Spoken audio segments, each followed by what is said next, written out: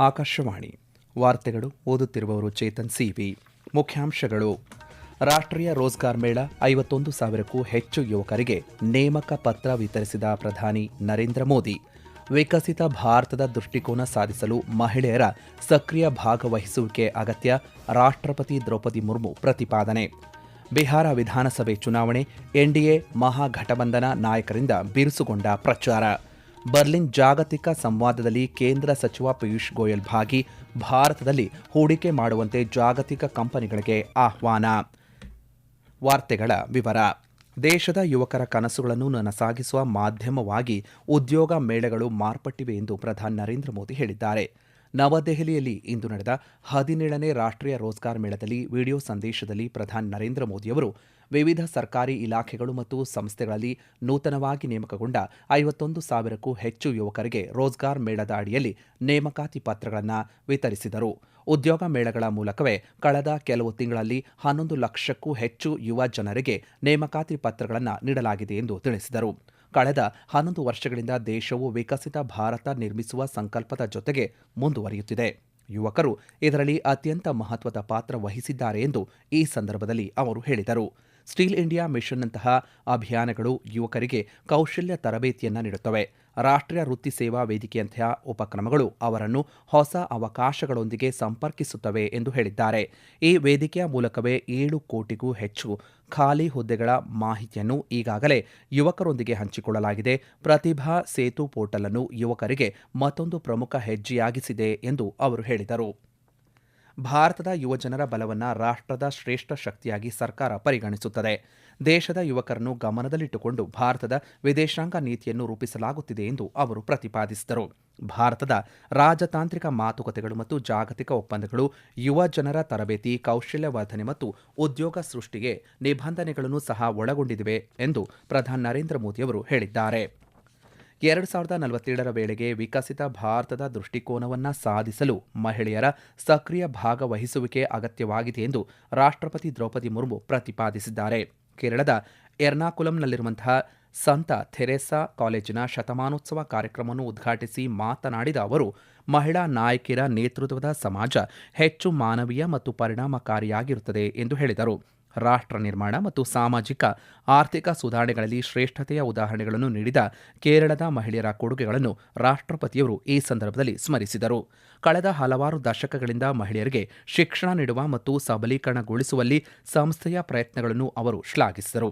ಉದ್ಘಾಟನಾ ಸಮಾರಂಭದಲ್ಲಿ ರಾಷ್ಟ್ರಪತಿಗಳು ಕಾಲೇಜಿನ ಶತಮಾನೋತ್ಸವದ ಲಾಂಛನವನ್ನು ಕೂಡ ಬಿಡುಗಡೆ ಮಾಡಿದರು. ಬಿಹಾರದಲ್ಲಿ ಎನ್ಡಿಎ ಮತ್ತು ಮಹಾಗಠಬಂಧನದ ಸ್ಟಾರ್ ಪ್ರಚಾರಕರು ಇಂದು ಬಿಹಾರ ವಿಧಾನಸಭಾ ಚುನಾವಣೆಯ ಮೊದಲ ಹಂತದ ಅಭ್ಯರ್ಥಿಗಳನ್ನು ಬೆಂಬಲಿಸಿ ಅನೇಕ ರ್ಯಾಲಿಗಳನ್ನು ನಡೆಸಿದರು. ಬಿಜೆಪಿ ಹಿರಿಯ ನಾಯಕ ಮತ್ತು ಪ್ರಧಾನಿ ನರೇಂದ್ರ ಮೋದಿ ಸಮಸ್ತಿಪುರದಲ್ಲಿ ಇಂದು ಎನ್ಡಿಎ ಅಭ್ಯರ್ಥಿಗಳ ಪರವಾಗಿ ಪ್ರಚಾರಕ್ಕೆ ಅಧಿಕೃತವಾಗಿ ಚಾಲನೆ ನೀಡಿದರು.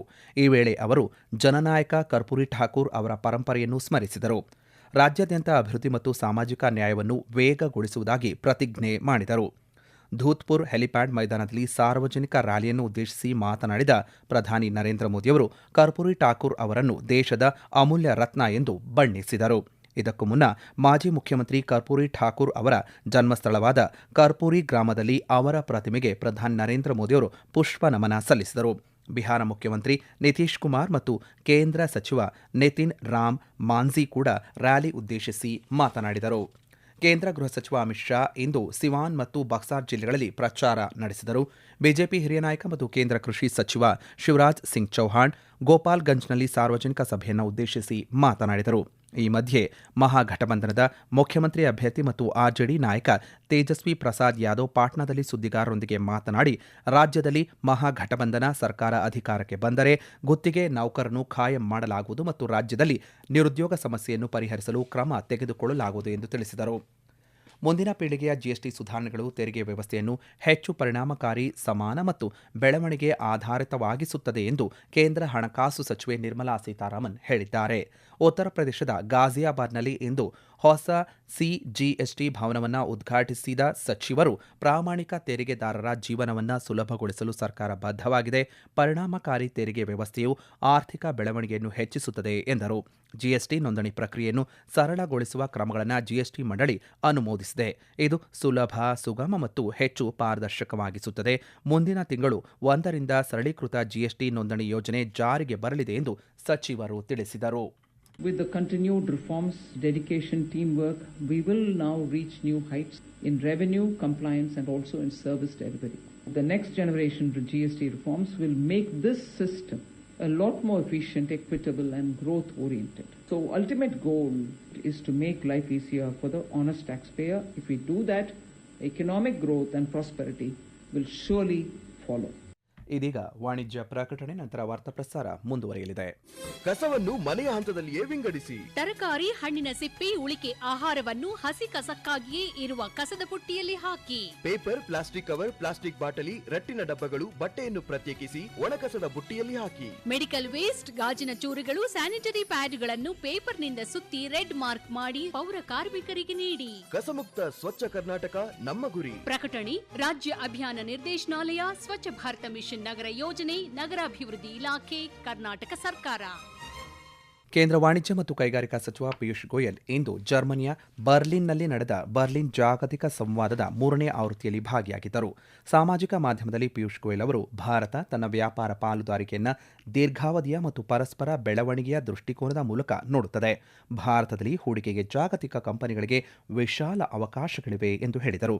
ಬರ್ಲಿನ್ನಲ್ಲಿ ನಡೆದಂತಹ ವ್ಯಾಪಾರ ನಾಯಕರ ದುಂಡು ಮೇಜಿನ ಸಭೆಯಲ್ಲಿ ಜರ್ಮನ್ ಉದ್ಯಮಿಗಳನ್ನು ಸಚಿವರು ಭೇಟಿಯಾದರು. ನಾವೀನ್ಯತೆ ಮತ್ತು ಉದ್ಯಮಶೀಲತೆಯನ್ನು ಬೆಳೆಸುವ ಬೆಂಬಲಿತ ನೀತಿ ಮತ್ತು ವ್ಯವಸ್ಥೆಯು ಭಾರತವನ್ನು ಜಾಗತಿಕವಾಗಿ ಅತ್ಯಂತ ಆಕರ್ಷಕ ಹೂಡಿಕೆ ತಾಣಗಳಲ್ಲಿ ಒಂದನ್ನಾಗಿ ಮಾಡುತ್ತಿದೆ ಎಂದು ಸಚಿವ ಪಿಯೂಷ್ ಗೋಯಲ್ ಪುನರುಚ್ಚರಿಸಿದರು. ರಾಜಸ್ಥಾನದ ಜೈಸಲ್ಮೇರ್ನಲ್ಲಿ ಇಂದು ನಡೆದ ಸೇನಾ ಕಮಾಂಡರ್ಗಳ ಸಮ್ಮೇಳನದ ಅಧ್ಯಕ್ಷತೆಯನ್ನು ರಕ್ಷಣಾ ಸಚಿವ ರಾಜನಾಥ್ ಸಿಂಗ್ ವಹಿಸಿದ್ದರು. ಸೇನಾ ಕಮಾಂಡರ್ಗಳ ಸಮ್ಮೇಳನವು ಸೇನೆಯ ಹಿರಿಯ ನಾಯಕತ್ವಕ್ಕೆ ಭದ್ರತಾ ಪರಿಸ್ಥಿತಿಯನ್ನು ನಿರ್ಣಯಿಸಲು, ಕಾರ್ಯಾಚರಣೆಯ ಆದ್ಯತೆಗಳ ಕುರಿತು ಚರ್ಚಿಸಲು ಮತ್ತು ಪ್ರಮುಖ ನೀತಿ ನಿರ್ಧಾರಗಳನ್ನು ತೆಗೆದುಕೊಳ್ಳಲು ಉನ್ನತ ಮಟ್ಟದ ಸಾಂಸ್ಥಿಕ ವೇದಿಕೆಯಾಗಿದೆ. ರಕ್ಷಣಾ ಸಿಬ್ಬಂದಿ ಮುಖ್ಯಸ್ಥ ಜನರಲ್ ಅನಿಲ್ ಚೌಹಾಣ್ ಅವರೊಂದಿಗೆ ಸಚಿವ ರಾಜನಾಥ್ ಸಿಂಗ್ ಪ್ರಸ್ತುತ ಭದ್ರತಾ ಸನ್ನಿವೇಶವನ್ನು ಪರಿಶೀಲಿಸಿದರು ಮತ್ತು ಭಾರತೀಯ ಸೇನೆಯ ಕಾರ್ಯಾಚರಣೆಯ ಸಾಮರ್ಥ್ಯಗಳನ್ನು ಹೆಚ್ಚಿಸಲು ತಂತ್ರಗಳನ್ನು ಅನ್ವೇಷಿಸಿದರು.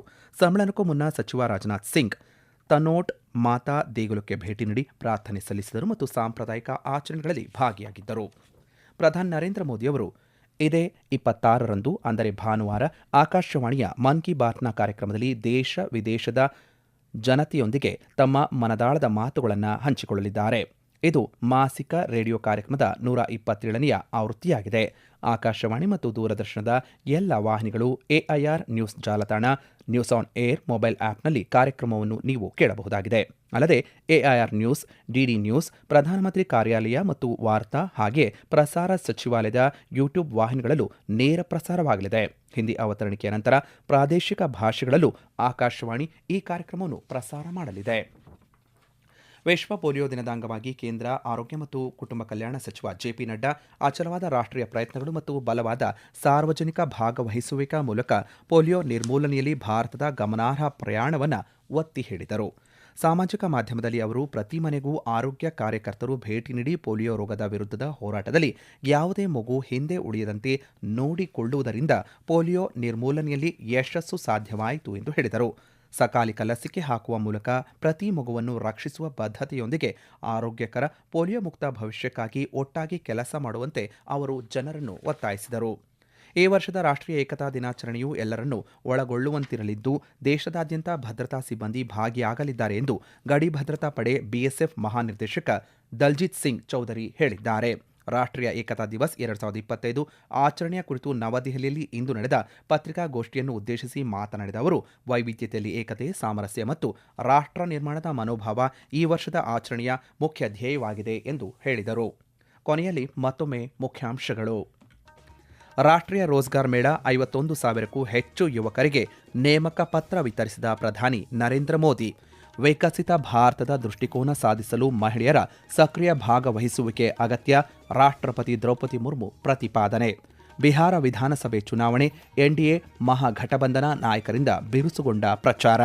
ಬರ್ಲಿನ್ ಜಾಗತಿಕ ಸಂವಾದದಲ್ಲಿ ಕೇಂದ್ರ ಸಚಿವ ಪಿಯೂಷ್ ಗೋಯಲ್ ಭಾಗಿ, ಭಾರತದಲ್ಲಿ ಹೂಡಿಕೆ ಮಾಡುವಂತೆ ಜಾಗತಿಕ ಕಂಪನಿಗಳಿಗೆ ಆಹ್ವಾನ. ಇಲ್ಲಿಗೆ ವಾರ್ತಾ ಪ್ರಸಾರ ಮುಕ್ತಾಯವಾಯಿತು. ನಮ್ಮ ಮುಂದಿನ ವಾರ್ತಾ ಪ್ರಸಾರ ನಾಳೆ ಬೆಳಗ್ಗೆ 7:05